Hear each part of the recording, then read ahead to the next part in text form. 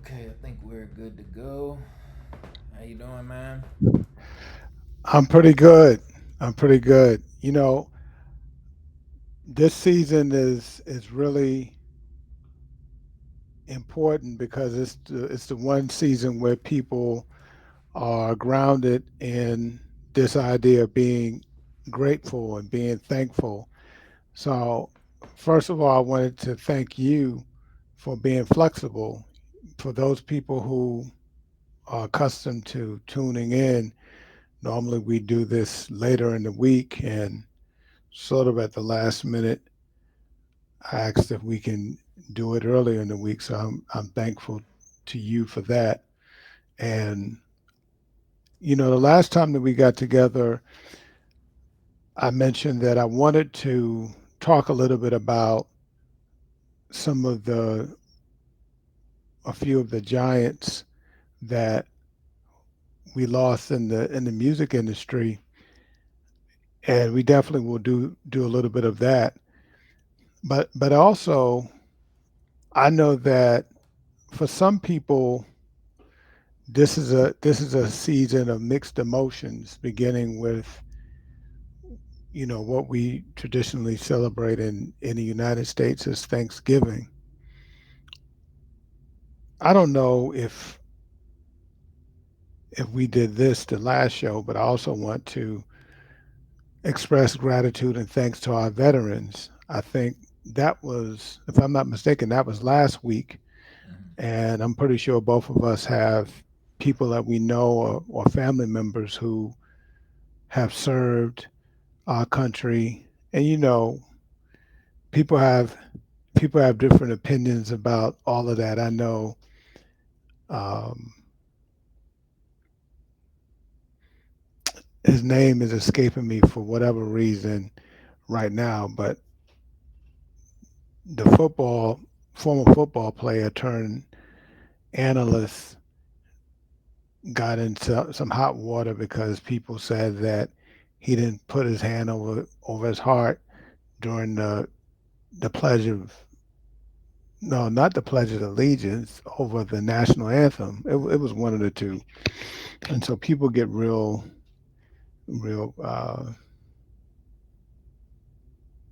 funny when it comes to all of that, and people have different sides of it. But I wanted to express gratitude for those people who served our country, and if you don't mind, I had 10 principles of gratitude that I wanted to share that I think might be helpful. I'm always part of the reason why I do this is I'm always thoughtful of those people who might be my children. I'm not fortunate just yet, and I'm thankful to have natural grandchildren, but I've got I've got people who could qualify as that. So I'm always thinking about nieces and nephews and people like that. And sometimes people don't know better because they haven't been taught any better. So I wanted to share a few principles, and you can feel free to chime in as we go along. Now, this first one is, I think, the title of a song. Don't worry, be happy. Okay. Oh, you got me on that fish, that movable fish head. For those who grew up in the '90s, that singing bass. I forgot exactly what it was called, but yeah, I know that song. Now, Pharrell, he kind of created his own spin-off off of that song recently with his song Be Happy. Hmm. And what's amazing is that Pharrell had the same level of success with his song. Now, I haven't went and compared the actual record sales and so forth. Maybe for Pharrell it was the amount of streams, Yeah. but it's amazing that both of those songs were phenomenally successful, and it makes you wonder if that ultimately is the human pulse, this desire to be to be happy. Sometimes people can't be happy on the level that they should because they spend so much time worrying and being afraid. Mm-hmm. And interesting enough, not to push us back in the conversation we were having the last time we got together, for some people, they are really struggling to move forward after the elections. And there have been some bombastic statements made from both sides about things to come. And most of those people to make those statements are not necessarily the people who ran. It's the people who are observers and people who seek to stir the pot for their own reasons. You know, with us being in the age of social media, some people make statements to drive traffic, and that's their reason for saying certain things is to drive traffic. Whereas for us, we say what we say because we hope to help people to move forward, and it's not about driving traffic. And I kind of want to stick a pin in that thought of driving traffic or not driving traffic because it will point us back to Frankie Beverly in a little while, Okay. one of the people that we lost. Now, I want you to respond to this one. I'm just going to make the next statement. Gratitude triggers rewards. Mm-hmm. What's your thoughts on that one? Um, Gratitude triggers rewards. yeah, I'm very big on gratitude. Gratitude is something that I kind of gratitude's got me through a lot of tough times in my life. Like just really reflecting on the blessings that I personally have. Um, Definitely through college. I'm trying to think of a specific time when I just had to like really embrace gratitude, and I understood just how far that was able to get me in life, just like being like really taking the time and appreciating what I did have and not focusing on what I lacked at a certain time, especially when you're working or you're working towards a goal. You're sacrificing, and it's like, dang, I don't have anything else to give, but it's like you do, and then you kind of are grateful that you have a little bit more to offer. So gratitude is huge. I always some people do think I'm a little bit too optimistic at times, but I'm just like, no, I'm very grateful. I always can find the good in a situation. I think for for most parts, and I just think gratitude is a superpower that a lot of people can have, and it's very underrated in every aspect of life because it's just so powerful. You know, it's funny, and you said exactly what I hope would have come out, and that is that we have to be thankful for what we do have. So there's a adversarial force. Some people don't believe that there is an adversarial force out there. There is, and one of the things. Now, I don't claim to be the most knowledgeable when it comes to comics and Marvel and the other one. But what I do know is that what what the superhero stories do for us is show us that dichotomy. You know, you've got Batman and you've got the Joker. You've got Superman and you've got Kryptonite. And so we have those things that seek to steal our joy and have us to focus on what we don't have. I was talking to a friend of mine earlier, and as you were mentioning, sometimes when you're dealing with what you might feel is less. If you get to focusing on that, then it'll take you out of gratitude. It'll Mm, it'll put you in a position of complaining and grumbling, and that's not a good space to be in at all. no, for sure. Cause I think when you, I think in order to recognize gratitude, you have to be um, thinking on a higher frequency. I think when you're talking about the complaining, you're in a low vibrational frequency, and like what you attract when you have gratitude is you attract so much more positive, and like it's really I'll go by what you focus on is what you attract. So I will always just try and hyper focus on the positive things in my life, even if other people be like, oh, you shouldn't be. I don't know if I'd be focused on that. You were missing this. It's like, no, I gotta be thankful for what I have right now, and it's it's gotten because I see people who operate on the opposite side of that spectrum, and just kind of how difficult it seems to make their lives, and they're constantly in a state of unhappiness or things being unfulfilled, but you can't. I haven't seen anything to get me away from gratitude, because it's just, to me, it's the peak feeling, because there's nothing.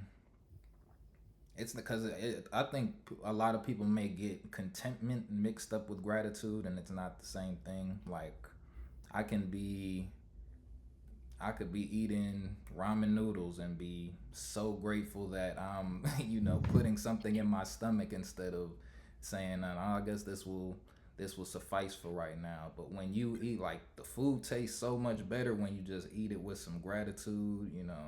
So it can change, and it comes back to perspective as well. So if I choose to keep a positive perspective on it, then that switches something from just contentment to gratitude, in my opinion. That's good. And when you talked about the frequency, you leapfrog onto to my fourth principle, which is gratitude changes your altitude. So that's good. You kind of forecasted that one. Now I'm gonna take us to church just a little bit with this next one. It's Psalms 104 says, "Enter his gates with thanksgiving and be thankful to him and bless his name." Now, to my nieces and nephews who don't think that there's something bigger than us, there is, and you can catch me on a different at a different time and place, and we can have that whole conversation. In the meantime, if you just think about what your grandmother told you about him, he's everywhere. And so usually when I was a child and I heard that statement, enter into his thanks with gates with thanksgiving, usually we would think, okay, that means that when we go to church, we do it with thanksgiving. But if he has the whole world in his hand, Sam Cooke sang that song very well. And it's a child, it's a song that a lot of children have been taught in church settings, even school settings, because it's a simple song. Right. But if he has the whole world in his hand, he's everywhere, which means that every time that we step into fresh air, we're entering into his gates.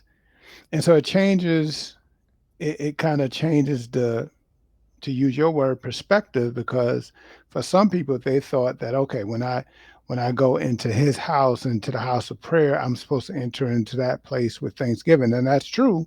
But Mm-hmm. everywhere we go is his. The whole earth is his. So that means that we have to take that attitude of gratitude everywhere we go. Right. That's actually, I don't know if I told you, but I'm actually in the process of listening to the Bible from the beginning to the end on audiobook. So I started that a couple of months ago. So I'm actually right now in the book of Psalms. So Wow. yeah, I've made it a pretty long way, and like for those who want to take that journey, it does. It's I would suggest anybody do it because it's a fantastic story. I think it's important, like, and just some transparency for me growing up in the church. I kind of always expected, or I guess um, with my limited knowledge at the time, I was kind of thinking that it was the job of the church to, read the whole Bible to me. I would go in and be like, okay, well, we're gonna read this book today, this book. So, after a couple of years going, I'm like, hold on, we never really got back to, or we'd just be kind of picking scriptures here and there.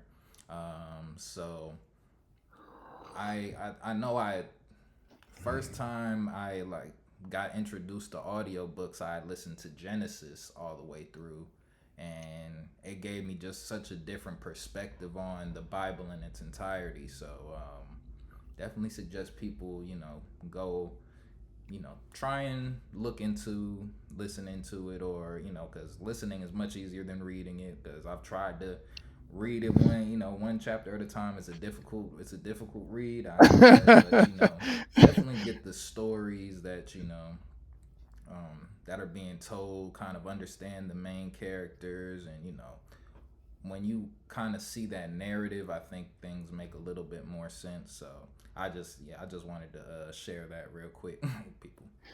And I don't know if you have the version. There was a dramatized version that came out some years ago where you got actors like Denzel Washington, Kirk Franklin, Yolanda Adams, and all of them who are actually reading the parts. Mm, Um, I forget what the name of it is, but for those people who you know like that extra excitement of it being dramatized, they can look for that version as well. But when I was bowing like that, the reason why I was doing that is because for some people, when they're just reading it, it could put them to sleep. yeah, Which yeah, which which which which raises an interesting point that I often make to people. For people who have trouble sleeping, then read the Bible as you go to bed, and then you go to sleep. for sure. Yeah, I mean, I've been doing it in like I'll walk my dog in the morning and then just put on the next couple of chapters. So, I walk's typically about 20 to 30 minutes. So, I get through a nice chunk of it. And the version I'm reading, it's on YouTube for free. So, I just the one that I was listening to was a dramatized version of it as well. Okay. So that definitely gives you your entertainment while still getting the word. But yeah, there's other ones because the one that I was listening to, I think it had stopped at the Book of Job. So I had to then go to like another channel to read or to listen to Job, and but then it had the version that I liked that kind of had the little more dramatized version was that one's still there. I'll try and leave a link to it in the description after this. But yeah, it was I enjoy that. So it's been good. But some of the ones that read it very much like the Bible is still hard to follow directly. So but I'm trying to go through it to get the gist. I do plan. I think it's something that you could read multiple times. I was saying, I was telling my parents what really kind of got me into it was watching animes and stuff. So I was like seeing all of those, how that storyline was, how the character development, and I love seeing different how kind of I like the writing of it. So, you realize that each book is written by a different author. This author has this way of communicating a message. So, there's metaphors. And I think that was something that as I was getting older, when you didn't necessarily, I always wanted to study the literary devices being used, motifs, like why are they using these numbers? So, like, I like the representation, symbolic of stuff like that. So that's If you know, there's it's much deep. It's a very deep book, and so Well, I appreciate you sharing that because there's a lot of stereotypes surrounding that book and church, and I'm really glad that you shared your story because number one, there's a lot of people who believe that all the Bible, Bible reading they're going to get is in the church, and I never heard that actually said out loud, but as someone that is taught the Bible, I realize that a lot of people think that way, and some people go through their entire life thinking that way, mm, and then two, for a lot of people in their teens and 20s, they see the Bible, they see church as something that people with white hair get involved in. Oh, when that's what grandma does. yeah, But quite the contrary. So one of the well, even when I bring this person up, the naysayers will say, "Well, of course, he decided to be to be a preacher." But there's a lot of people in popular culture that attribute a great deal of their success to doing exactly what Dre is talking about. One of them would be Steph Curry, arguably one of the top five players in the NBA today, and there are a lot of others like him. But we're going to push forward because um, so here's a statement that I'm just going to leave out there. okay. Thanks is naked without giving. Thanks is naked without giving. Thanks is naked without giving. And that one, I'm not looking for any commentary. I just want that to just Sit. Okay. be out there. Now, this is one that I'd like to get your thoughts on, and you kind of actually talked about this one already. The thankless are the poor among us. Yeah. Yeah. If you can't ever think, yeah, I think it kind of may link back to what you said as well. Like, yeah, that's where poverty comes from, I believe. Without and it's not necessarily because I don't think some people are ever. I think we actually talked about it. Some people are never taught how to think and or how to show gratitude, and it kind of leaves you in a poor mind state. Like you have nothing to, or you look out and don't feel like there's anything to be thankful for, and kind of with that things lose its value. If you're not grateful for anything and you can't find the value within the things that you have, then you're automatically poor. Even if you have $1 million, if you aren't thankful for that $1 million, then it's just a number. You can't do anything with it. You can't extract the value from it. So you need to have thanks and gratitude in order to truly have any type of value in this world. So there's a story in that book that you're listening to, and in that story, it talks about this guy. He was very wealthy materially, Mm-hmm. and he approached Christ, and he was kind of feeling himself like, hey, I've been keeping all the rules and everything, and what's up? Mm-hmm.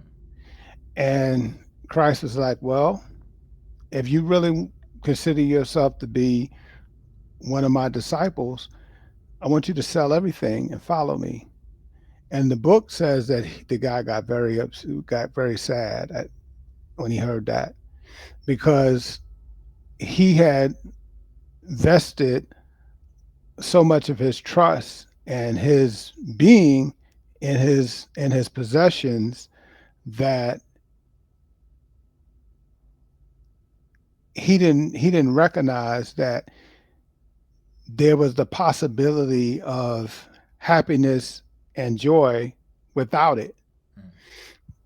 And so there's a lot of people, Dre, the main reason why as we push towards Thanksgiving, the holiday here in the United States, there are many people who are sad.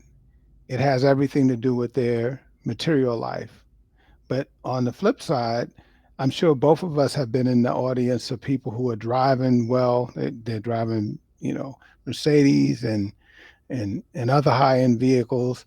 They may live in an apartment, $2,000 a month apartment or more, and you wouldn't know it because they are just completely in dire straits. And all you have to do is watch some of these reality shows to see some examples of that.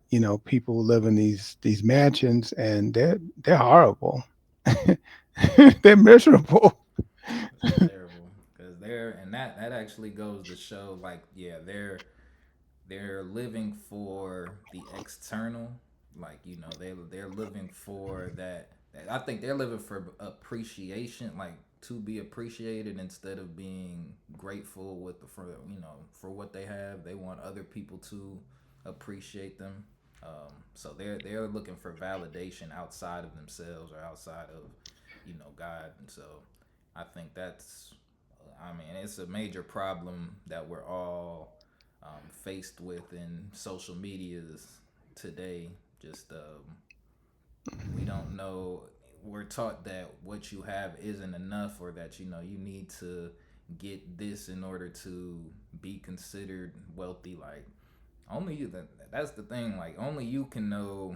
Nobody knows the sacrifices that you make in order to get where you are, and so therefore nobody can ever truly know, how blessed you are. And if you're constantly trying to showcase all of your blessings to other people, then those blessings might get taken away. And showcase it how, because Right. take the guy who says that he wants to be partnered with someone based upon who he is, but then the way that he leads with his wallet.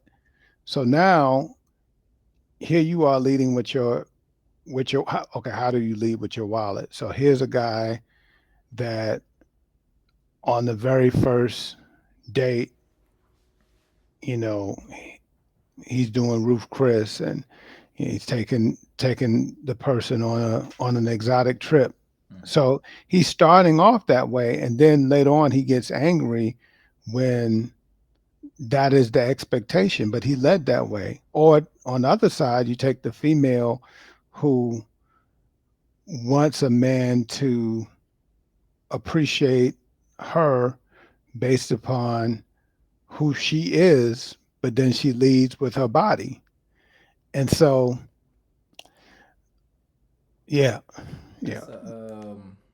Just just to stay there for a second. When it comes to, I personally don't have, like, I was actually thinking about this for a while yesterday.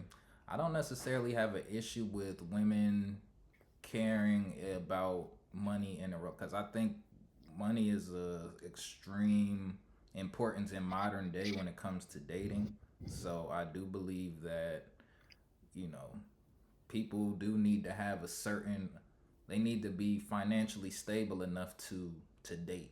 That doesn't Okay, now that doesn't okay. mean getting into going to Ruth Chris or anything to first date. But if you don't have enough spare money to take a girl out on to a nice date, then maybe you're not ready. Because with dating, you have to think about what you're actually trying to sign up for. So it's like, and I think there is so much people who can kind of talk their way into a relationship without having to prove it. And it's like, now you need to be able to, you need to have some money, you need to showcase that you know how to manage money, and you also have to be in pursuit of more of it, and not in a greedy way, but just to know that you have a responsibility to provide moving forward in life, if you want to have a sustainable relationship. Because that leads to so many problems. So a guy can have money but not be trying to get any more, and then the woman end up having to take care of him for the rest of his life, or so there's so many things. And that's why money is important, and you have to or you can have money and not know how to manage it, and squander it away at every chance you get. So that's what I mean when I say that money is definitely important when we're talking about dating or relationships in general, and that needs to, especially in America, it needs to be one of the foundations to a relationship before you can take anyone really seriously. That's good stuff. That's good stuff, Trey. Absolutely. So we're almost at the end of this, but hopefully for those people who are listening or will listen later, this will be helpful because there's nothing worse than you going through the remainder of this year in the dumps. We're looking to end 2024 strong, not weak. True appreciation is a reflection of real gratitude. Mm, True appreciation is a reflection of real gratitude. And so I'm sure you've had this experience where, it's common on the streets, guy might say, Uncle, I appreciate you. But then hearing that is one thing, but there should be some type of display that would support that. And I'm sure you've been in those situations where you hear the words, but the behavior doesn't match. right. And so in order for that appreciation to be gratitude, there should be some kind of reflection, you know. Um, for an example, you say to your parents, Mom and Dad, I really appreciate you, but you don't ever call, you don't ever visit. For example, I one of my dearest cousins who since passed away, and he passed away. He's one of the first people to pass from the Fauci, and he was a traveling nurse, and he said that sometimes when he would go into certain spaces and nursing homes and so forth, he was shocked at how many people were in those spaces who never had any visitors. Mm, Not that they didn't have any children or family, they just never had any visitors. So how is it that one could be grateful to the person or the people who served as the portal for which one gets into the earth, and then you let a whole calendar year go without picking up the phone to say hey or going to see about them? That's not gratitude at all. That's just words. That's just slinging some words. yeah. That's actually, my father says that to my nieces and nephews all the time. Like we, so it's just funny hearing that.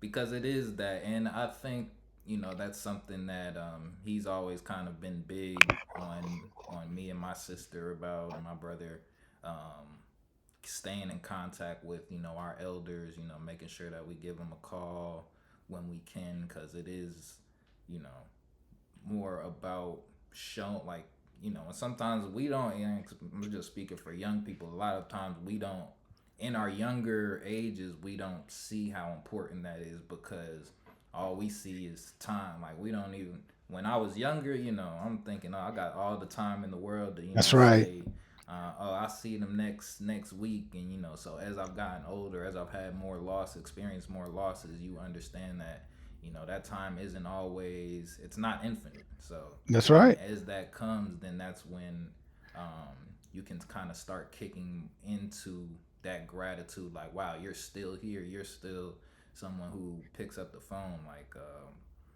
some of my aunts, like, when you really have people praying for you, it's like, man, that's something so powerful, man. A That's lot of right. people don't understand, like, how genuine that can feel, just thinking that somebody is really thinking about your behalf, like talking to God for you when and you don't even know that might have protected you in a way that you couldn't even fathom.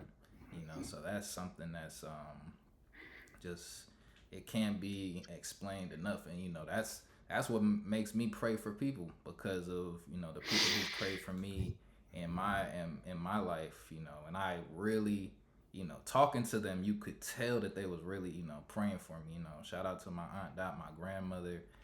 They were always really, they're no longer with us, but I still feel their protection on me from when I was a kid, just and that was just out of how much they loved me.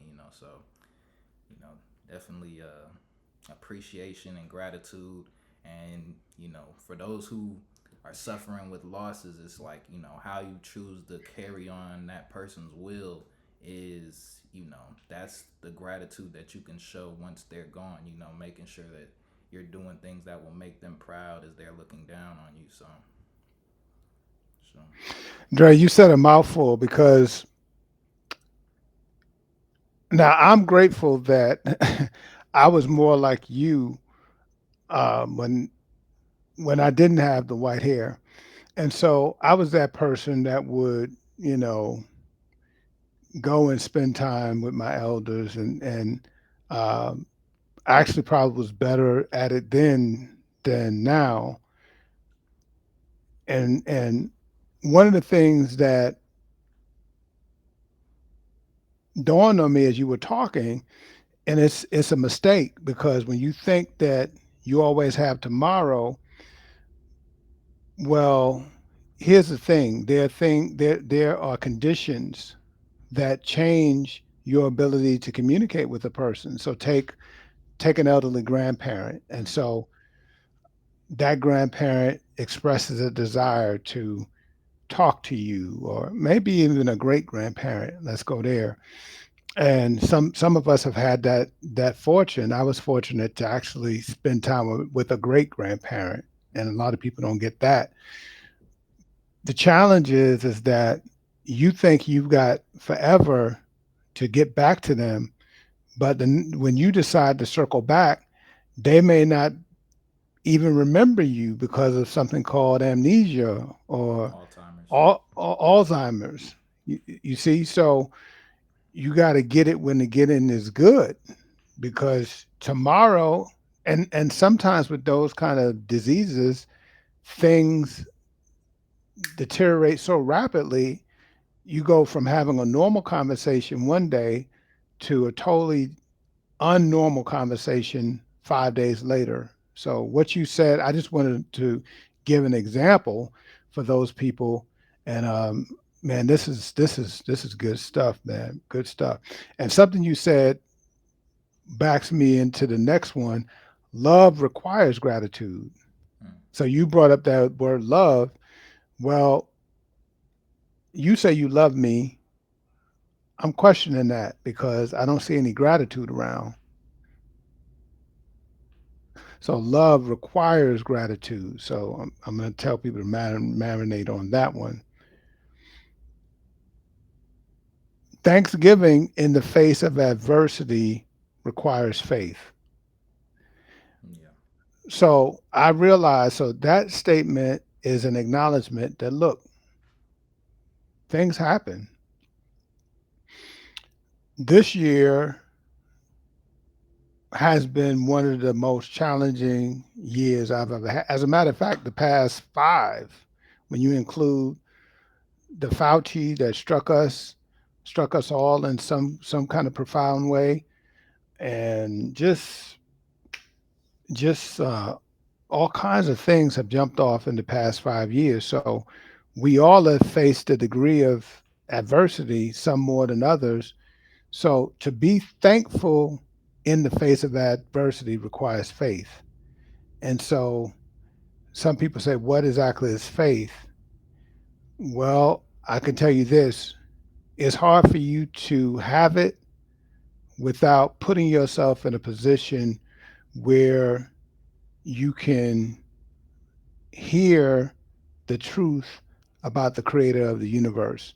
In other words, if your life only consists of going to work, and pleasuring yourself, and you don't take any time to learn about the wonders of the creator of the universe, then you don't really have a route to understand faith.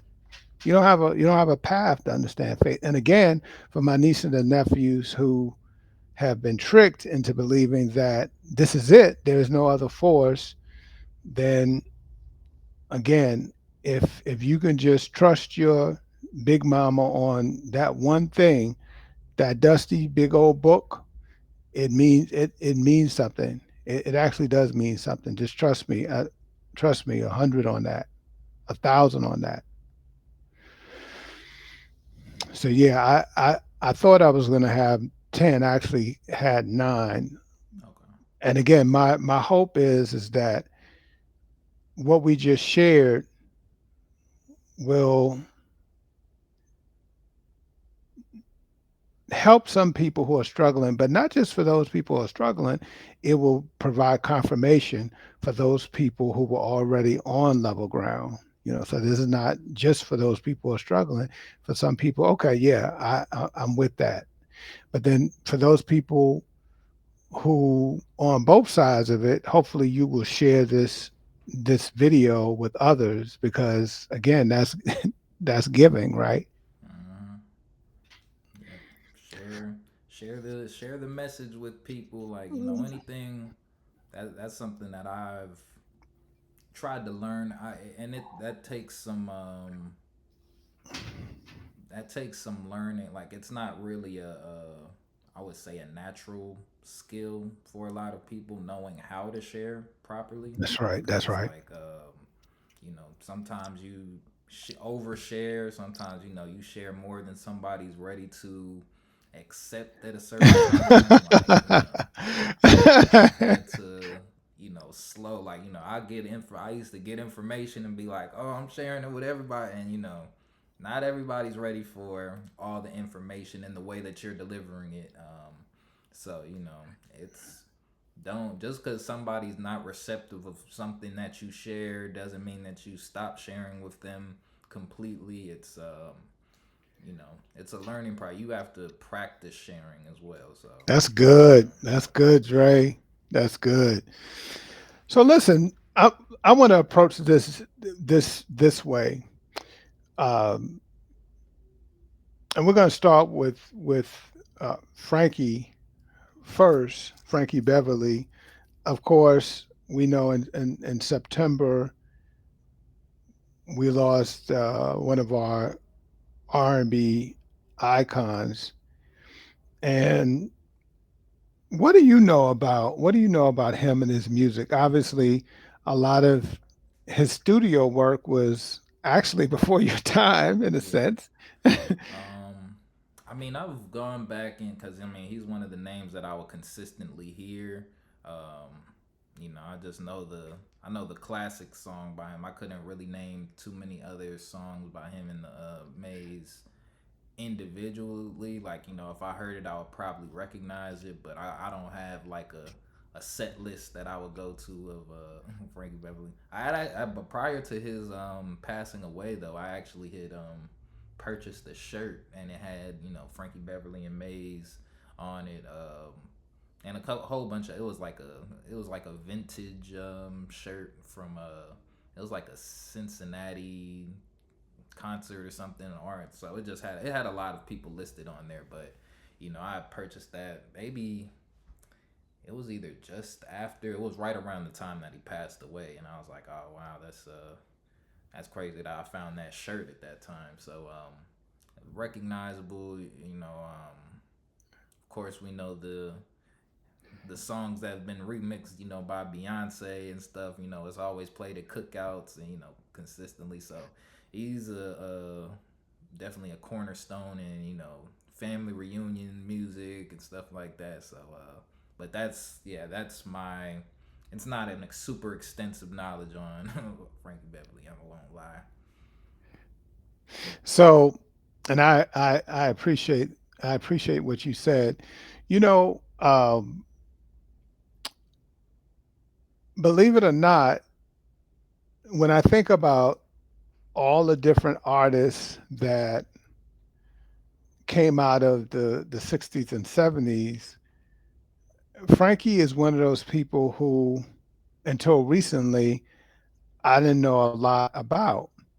One of the things that began to get my attention about him was I noticed every year he was at the Essence Festival. Mm. Now, of course, you've heard of the Essence Festival.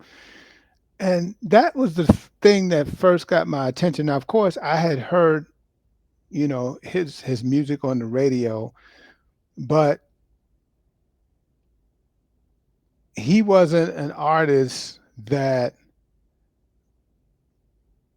had the level of commercial success that others had. But in the 90s, I think is when he began to really pick up steam. And I'm going to say that Essence had a great deal to do with that. Mm. The other thing that I noticed about him was I was fortunate. One of my best friends actually took me to his concert when he played Chastain a few years ago, Okay. and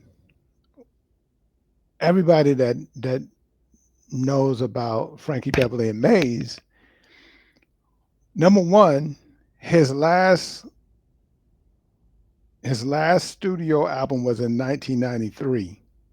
Okay. Okay, so now that's a long that's a long time ago. Let me Year just be before I was clear. born. Right, that was his last studio album, Mm. but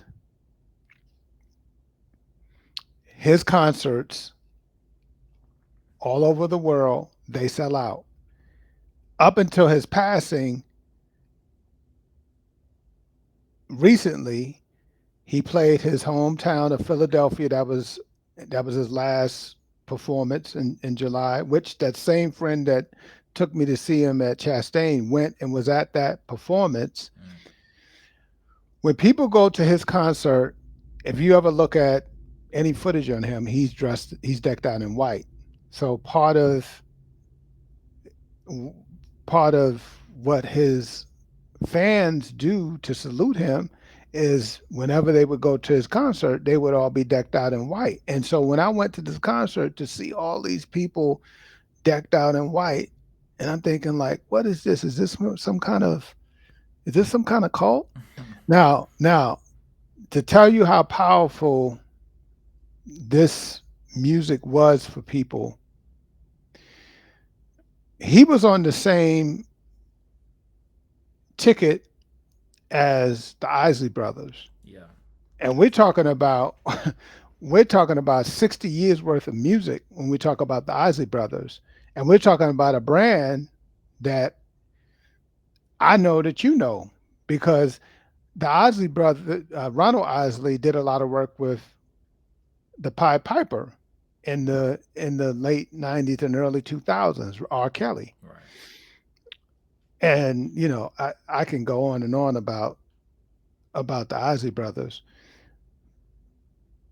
But what was interesting, even though the Isley Brothers have continued to make new music all the way up to the present, and I just told you that Frankie didn't have a studio album since 93, the audience was a Frankie Beverly and Maze audience. In fact, Frankie Beverly and Maze closed the concert. Mm. And you would think it would be the opposite because, in terms of commercial success, the Isley Brothers clearly was a lot more commercially successful than Frankie Beverly and Maze. Right. But to show you the power of his fan base, he closed, and I was shocked because, again, I knew I knew Ronald Isley, and I was thinking when we arrived at the venue that Frankie was going to open up for Ronald Isley Right. and the Isley Brothers. It was the opposite. As a matter of fact, that night it was a pouring rain, and I said, okay, well, um, I'm guessing that we're gonna start to make our way out because Chastain is an amphitheater. Yeah. I got a funny No, story about that too. But you go. yeah, yeah, no, no. The pouring rain didn't mean anything to the Frankie Beverly fans. It meant nothing to them. They put their umbrellas up. I could probably count the amount of people that left the venue because of the pouring rain. Yeah. It was outrageous. But go ahead and share your story. Yeah. So early in my earlier 20s, I was working with Live Nation. So I used to live right over by the Lakewood Amphitheater.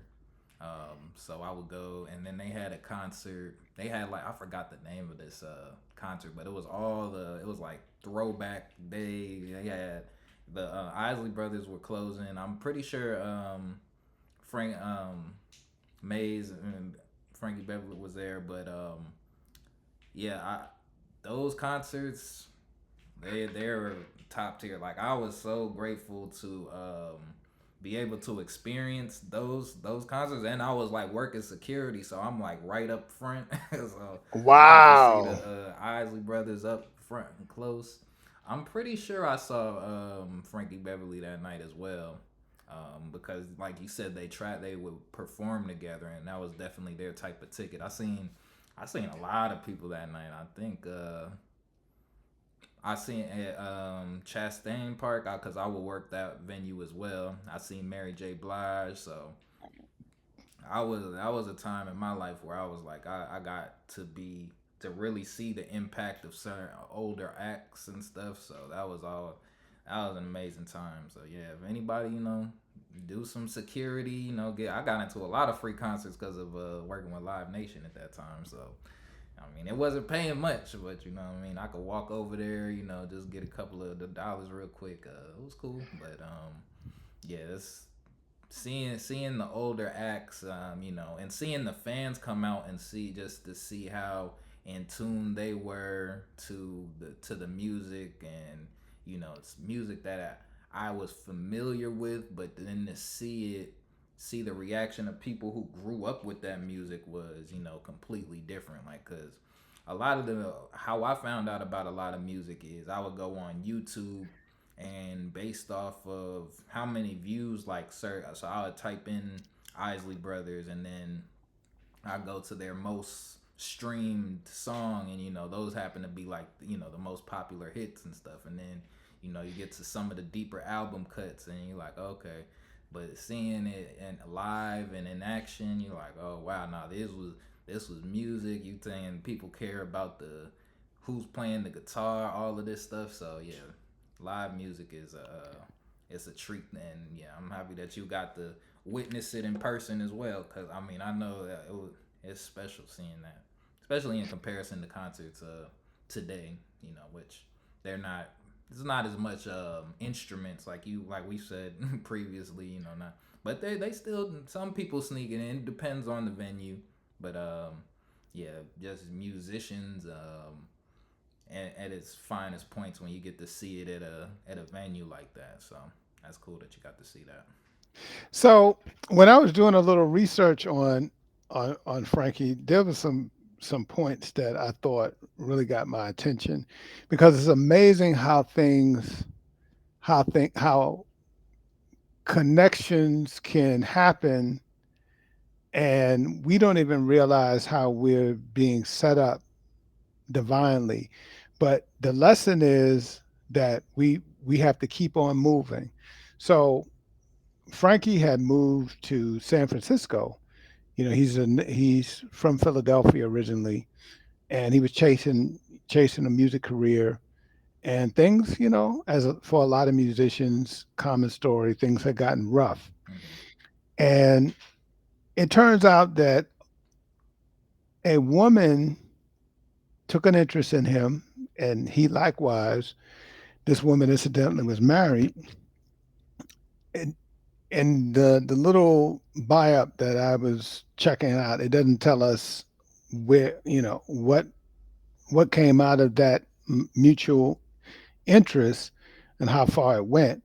But what we were told is that it just so happened that this woman that took an interest in him, and her was the sister of Marvin Gaye's woman.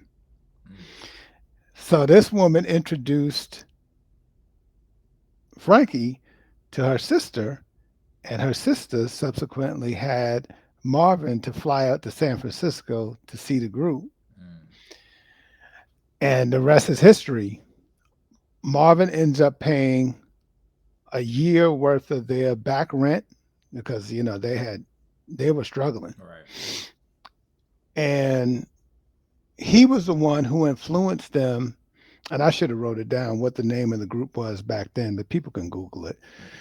Yeah. Uh, Marvin Gaye was the one who influenced Frankie to change the name of his group, Mm. and that's when they came up with Maze. Beverly, well, Maze featuring Frankie Beverly is the way that they put it. But this is now one of the conversations that you and I have had in talking music, and it came up when we were talking about Rich Homie Quan. If you remember early on, he got a raw deal. Right. Well, Frankie, he didn't start off with a raw deal. He signed with Capitol Records, and get this, Capitol allowed him allowed them to self-produce. And usually, as you probably know, when you sign on with a record company, one of the first things they do is they put you with one of their people Right. because they want to make sure that you know it's going to be right. Mm-hmm. They allowed them to self-produce, and here's the clincher: they allowed Frankie to keep all of his publishing. Mm. And that was the thing, especially back in the 50s and 60s, even up to the present day. These record companies were draconian. They would, Trying to in the keep it. fine print, they would have control over the publishing. And Right. so the main thing that was driving the revenue, they would control it. And so in me sharing that with you, I'm already telling the audience a big part of why Frankie Beverly and Maze were able to have the success that they had. And part of the reason why Frankie didn't necessarily feel the need to do a studio album after 93 because he was able to keep a lot of his money. Mm. That's big. I don't know how. I just, now I'm guessing that it was just God that set that up for him because if we do the research, we might find out that he had a really crafty, attorney or manager on his team. But as you know, most people they got raw deals from the record company, especially when they were first getting put on. Mm-hmm.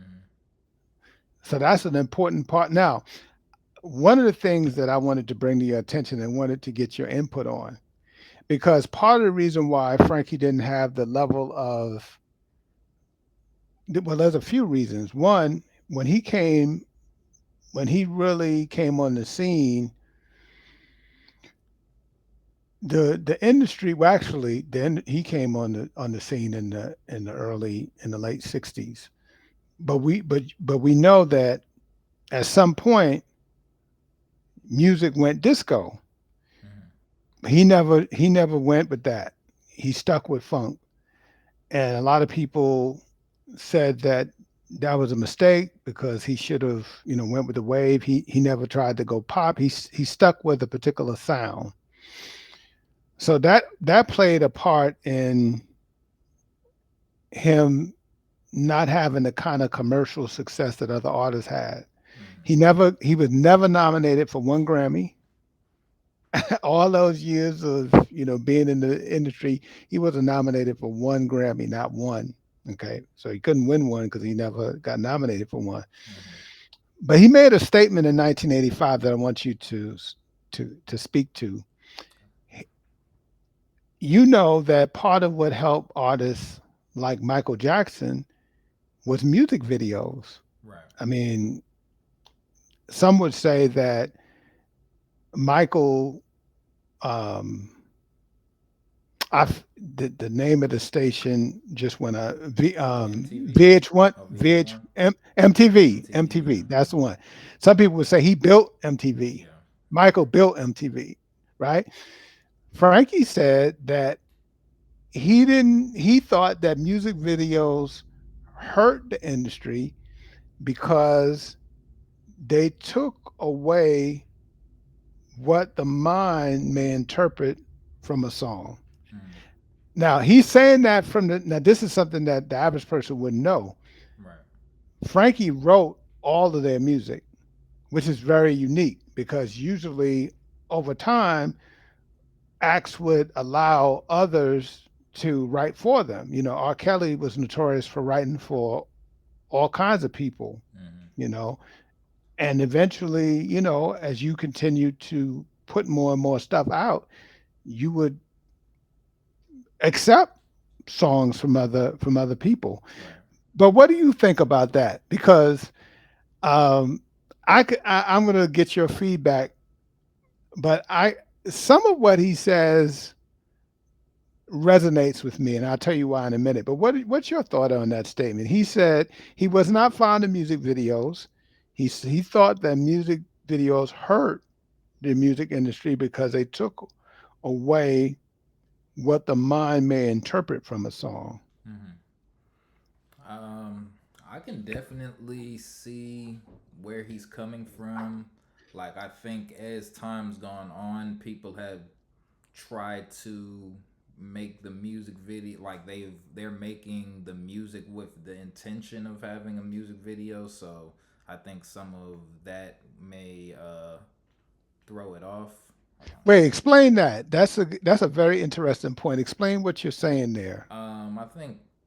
I think now music is kind of being created with a different mindset. Like they know that it has to have some type of visual aspect to it, or they know that they're creating it to tour it. Because I think that's where more of the Wow. money is coming from now. So they're getting more money from having a tourable, so like a song that you can have multiple concerts over, something that will get the crowd engaged.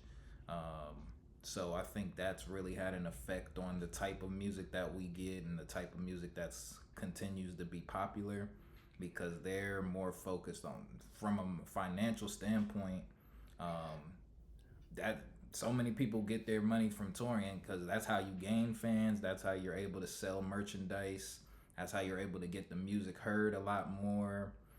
Without that visual aspect now, you can't, or people's music doesn't go as far. Like you'll be very, if there's a very big song, you're very shocked to not see a music video along with it. I feel like the last big song in when Childish Gambino dropped the Redbone song, and he did that without having a music video. I think that was a very big statement. That was probably one of the last times a record that big didn't come with a music video. But I see where his, especially in the time you said, he said that in the six in '85. He said that in In 85. '85, yeah, I could see how you could see that coming on the horizon, especially with the way that music was probably consumed at that point. But things are so different now in terms of just how we consume. Like you used to have to get a record player, put it on, like everybody sit down. But now we have it all in our phones. It's like you're not thinking of necessarily an individual. So like there's so many songs you're gonna think of the music video prior to thinking of an individual track for most people today. I would think. So I can, I mean, I feel like he was spot on with that assessment of it, especially at that time. But I think, yeah, we're at a time where I don't really see it going back unless something drastically changes in, the space that we listen to music in. But you know what? And this dawned on me as you were talking. I think his stance as far as the music video and his willingness not to play into that culture also had a lot to do with why he had the level of support on the road, Mm. because Yeah. that was the way his people were going to see him. Right. Now, that's not to say that he didn't make any videos, but his people, they knew that in order to get the juice, they needed to go find him. Right. You know, um, very, very interesting. Very interesting. That actually Um, might speak to why it was so difficult for me to, when I was going through my, just looking back through music, I didn't see as much of his stuff highlighted on YouTube and stuff like that's that. right. So That's right. I think That's right. I'm not, like I said, I don't think it's a bad thing. I just think that in the way that music is consumed today, it's not. Yeah, that doesn't get you very far in today's time. But if you listen to the music, it's probably like you'll be like, whoa, I ain't even expect this to come, coming from there. So He also made another statement, which is, again, this is his opinion. All of this is subjective because on the other side, as far as the music video, we can say that we wouldn't have had the Michael Jackson that we got without the music video, because the video just took what he was doing to another stratosphere. right, Okay. Um, and I thought this was pretty bold of him to say this, considering that this guy was his contemporary. So one of the groups that came up around the time of Maze featuring Frankie Beverly was LTD. I'm mm-hmm. sure you've heard of them. Yeah, Uh, Jeffrey Osborne was their lead guy. right, So an interviewer asked Frankie why didn't he ever go solo, and he simply said that for him it was all about community. It was all about the vibe of others, and this idea that no man is an island. And that's when he used Jeffrey Osborne to make his point. He said that he felt that Jeffrey Osborne was better with LTD. Now, I don't know how much you know about Jeffrey Osborne, but I concur. I agree. I concur. I went to look for because I did like as I was going through my deep dive. LCD, they got a lot of hits that like some of my favorite songs. But yeah, when I found Jeffrey by himself, it was like it's missing something. So I'm definitely more of an LTD fan. It hit different, huh? Hit super different, man.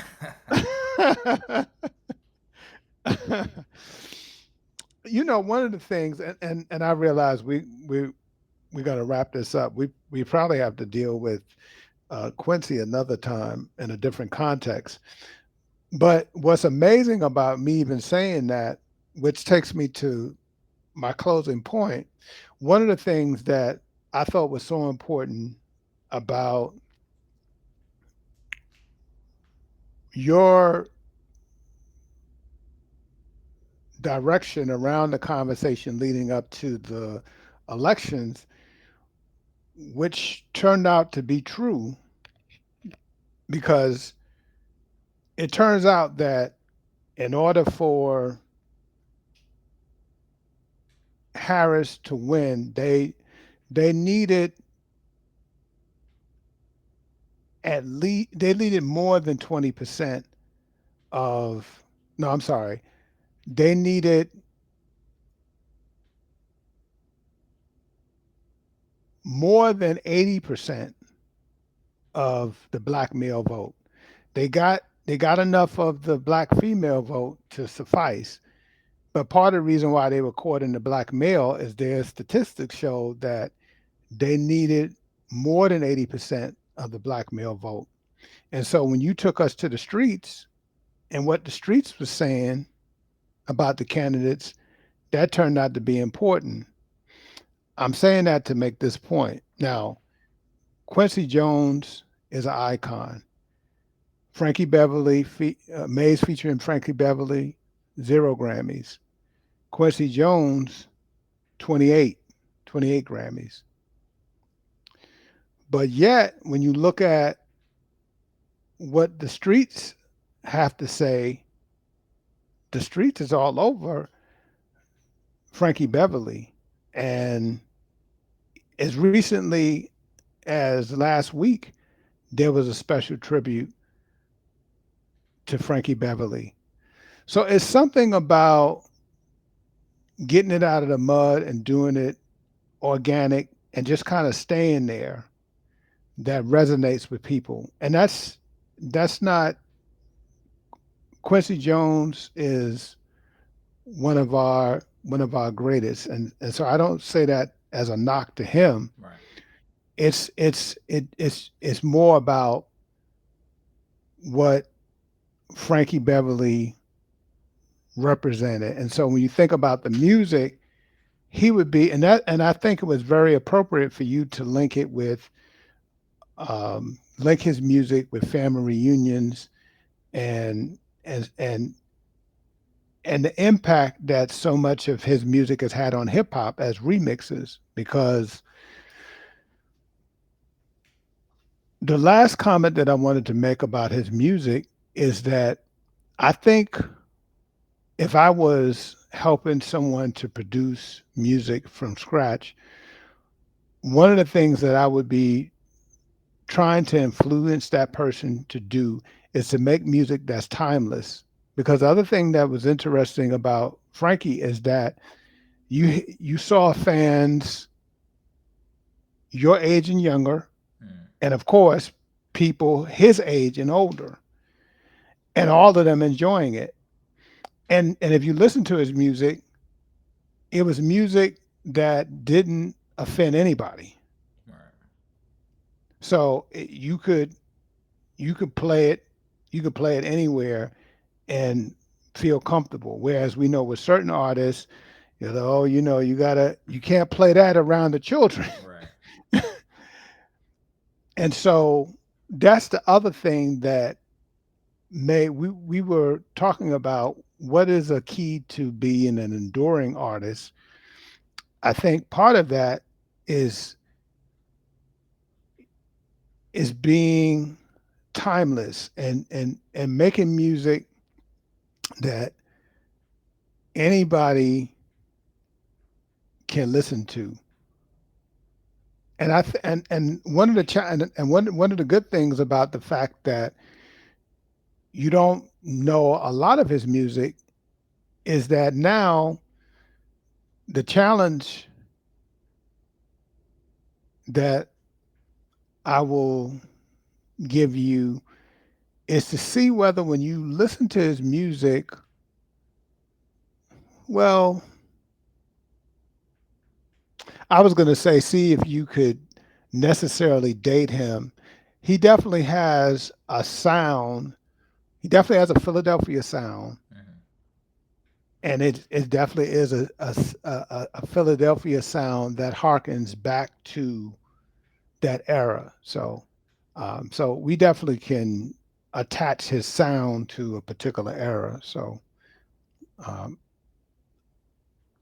Yeah, yeah, but anyway, I still do my research on it because yeah, it's I've had people tell me about his music all the time, and I think just yeah, I don't know. I'd have to look on my. Let me see if I got it. Let me see what's the thing that pops up if I search. Do a quick little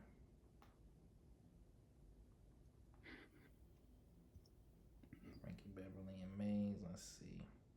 Yeah, they got like a greatest hits album. Yeah, so it goes Before I Let Go, We Are One, Happy Feelings, Joy and Pain. Yeah, I remember the hand. That was always like iconic for me. So they got like essentials, but it's nothing that. Yeah, I'm gonna do some. I'm gonna do my research. I see the Last album they dropped was Back to the Basics, 1993. So I got some stuff to go through. That's a long time ago, man. Yeah, well, hey, I got like I said, I got the decade playlist from the '50s to now. So I gotta get some more content for that. So yeah, I'll do my homework on it. I just I don't think I've ever been pointed out other than yeah. Before I Let Go is the only one I know. Like I for sure know. I might know some of these other ones. Yeah, I'm sure you've heard Happy Feelings. probably. Yeah, That's a they're on pretty the popular same. one. Or no, those are on the greatest hits. Yeah, see, they have a lot of greatest hits albums. So Silky Soul. Yeah, I'm gonna listen to some of these. I'll give you my review on them. Let you know what I'm thinking. But yeah, shout out to Frankie Beverly, R.I.P. R.I.P. Quincy Jones as well, and all the other people we've lost this year. Over the years, the great legends who have set us up to have these conversations. Because their artistic generosity. They're being very generous and lending their gift and providing it to the world and the way that they felt fit and for us to ultimately talk about it. Like I say now, like I think music is so important because it's some of the only literature that we pretty much consume daily. So Wow, that's this good stuff, man. this is really history. Everything that's being said is gonna continue to live on. So some that, but that's also why I'm not very big on censorship when it comes to music because I want people to you need people to say what was going on, what they were experiencing. We don't always agree with, what's being said, but if it's coming from a place of authenticity, then who are we to deny that their experience and deny the future of knowing what was really going on during these times. So, you hear about people putting in, their dealings with whether it be dealings with drugs or promiscuity. It's like it's all we can't separate ourselves from that. That's what's going on. That's what's happening, and we don't get to clean it up just because we're uncomfortable with what's going on. It's like where the music is a reaction to the reality of what we're living in, and so if we want to change the music, we have to change ourselves first. And I think we can't tell what direction we want to go in until we truly analyze the music and figure out some of our growing pains and or pain points that we need to address first. And some of the points that you're making is why you created We the Source, Exactly. so that you are able to draw a line for generations to the music of, say, James Brown to Public Enemy, for an example.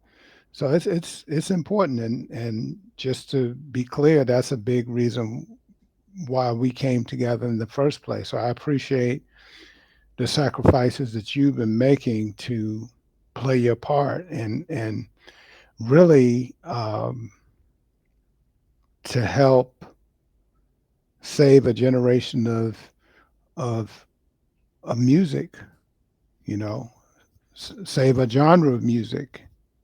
Yeah, the genre might be done. I ain't gonna lie, but we have to save. It transforms. I won't say that it's done in that capacity, but like you said, from James Brown to we got Kodak Black today. Everyone's putting something into this music. We have to identify what is truly of the culture, what's been added to it, where that's led us, but you need to look at all of that within context in order to truly understand. And if you can only turn a blind eye to it, then if you ignore that this is what's going on right now, then we're not taking any steps towards addressing the problems that we're facing. So, and there's as you can hear, a lot of the music is very problematic. So it's like, where do we start to address these problems, and what is the best path forward? Like, yeah, we may need to cut some of the profanity out, but it still needs to be authentic because that's capturing the conversations that is going on in the streets. It's whether it's the new, it's our news network. Nobody's talking about these struggles on CNN. They're not talking about them on Fox, MSNBC. So this is the only place where we have authentic commentary on what is truly happening in our neighborhoods. And like I said, a lot of people don't want to hear it, but you can't ignore that it's happening. And so if you choose to ignore it, it's just going to continue to get worse because it's growing in the shadows. And I think by highlighting some of the things that we need to fix, it's like we know the places we need to go in order to address them. So, people are lonely out here. People are, feeling lost. And so these are like when you hear that, you know that, okay, we need to help people connect a little bit better. We need to help people find their way. People are thinking that selling drugs is the way to get money, and we have to show them that no, there's other things that you need to do, or the consequences that come from doing said activities. And some of these songs are highlighting the consequences of what happens with it, and some people choose not to listen to it. But um, ultimately, it's a tool, and it's we have to use it to the best of our ability to make things better for the community as a whole. Yes, sir. Well, I appreciate you, and I'm going to do my part to help uh, continue to help get this information out, and that's all we can do is our part and keep pushing and just trust the process, trust the process. Yes, sir. So so I'm grateful for those people who have been watching these videos and watching the shorts and so forth. And as Dre said earlier, if something resonates with you, share it, because that's the whole idea. That's the whole reason why we're putting this out here, so that we can be a part of the solution. So Yep. Like this is some people consider this music. People listening to it the same way I'm listening to the Bible. We're just giving commentary, for future generations. Who knows how long we'll have access to videos in this context. So that's why it doesn't matter who's listening right now. It's we're putting this out with the intention that it's gonna help somebody in the future. So that's why, like you said before, we don't necessarily care about the getting the traffic right now. That's not the important. The value is the conversations that we're having. People will be able to come back to and see, oh, some people did have these takes on this back, and back at that time. So everything is greater than us. We're contributing. We contribute our time to push forward what we feel is necessary. And just I'm show the gratitude that we have our voice right now to share that's this, and right. That's make right. a difference in whatever way we possibly can. So That's right. Well, happy Thanksgiving to everybody, to you, Dre, to your family, and God's blessings. And I guess God willing, we'll do this again in a couple of weeks. God willing. Yep. Thank you everyone for joining us tonight. I'll have this up on YouTube shortly. But yeah, remember, like, comment, and subscribe while you can. Show the gratitude for for us. I'm grateful for you, of course, Frank, as always. So thank you so much for sparing your time to help get this message out. And we'll see everyone next week, or whenever we back. You're gonna see us. But this is thank you guys for joining us. We'll talk to you All later. right.